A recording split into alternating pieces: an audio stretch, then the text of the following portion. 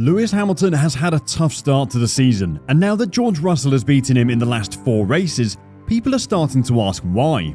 Lewis Hamilton has been at the top of the sport since 2007, yet George Russell, who was 9 years old when Lewis Hamilton won his first title, has been by far the better driver this season. So what's going on with Lewis Hamilton this season?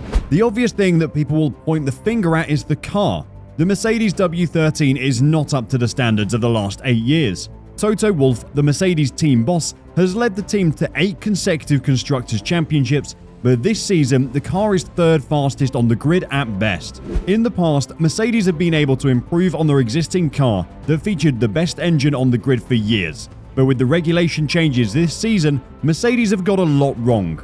In Miami, they brought new upgrades that they were hoping would improve the car. On Friday, it looked like the plan had worked as Hamilton managed to go 4th fastest overall.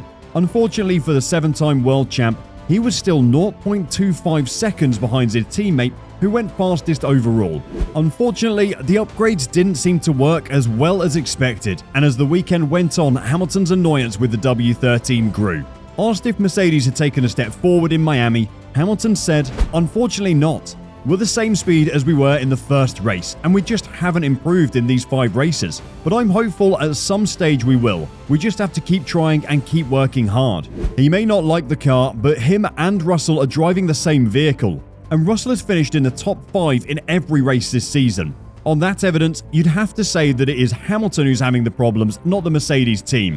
So if it isn't the car that's causing the record-breaking Brit problems, maybe it's the team's strategy that has let him down. Hamilton was asked to decide if he wanted to stop under the safety car that was caused by Lando Norris's collision with Pierre Gasly. After the Miami Grand Prix, he bemoaned the decisions made by his pit wall team. "In that scenario, I have no clue where everyone is, so when the team say it's your choice, I don't have the information to make the decision," Hamilton said. "That's what your job is. Make the decision for me. You have all the details, I don't. That's what you rely on the guys for. But today, they gave it to me and I didn't understand it." Hamilton's pit stop strategy at Miami turned out to cost him during the race, when his teammate was able to pit during the same safety car period that Hamilton was complaining about. Russell had started on hard tyres and hadn't stopped yet. The safety car that came out on lap 41 couldn't have been more perfectly timed for the young Brit, who pitted for a fresh set of mediums and spent the rest of the race attacking Hamilton, who was stuck on a set of hards. During the post-safety car period, Russell overtook Hamilton twice after being told to give the place back by race control the first time. The pundit Jenson Button feels Hamilton was unluckier than most when it comes to strategic decisions paying off. "Hamilton was unbelievably unlucky," Button said. He says he hasn't been lucky with strategy. To be fair, everyone was on the same strategy as him except his teammate because he had a bad qualifying. Really tough for Lewis today, and in that decision making it's really difficult. Russell seemed to share Jenson Button's opinion post-race. He knew he'd benefited from some luck. "You sound like a total genius when things like that happen, but it was a total fluke." Russell getting lucky with a late safety car is hardly the fault of Hamilton's strategists. On another day, that safety car wouldn't have come out, and Lewis could have continued cruising in 5th place until the checkered flag.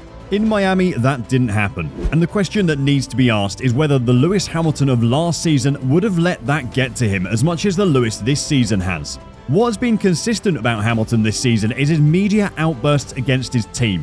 Him and Toto Wolff were seen arguing in the team garage after a qualifying session earlier in the season, and many people in the sport are starting to ask if Lewis's mentality has changed. The season finale last year obviously had a big impact on Hamilton, who had a social media blackout for months following the race.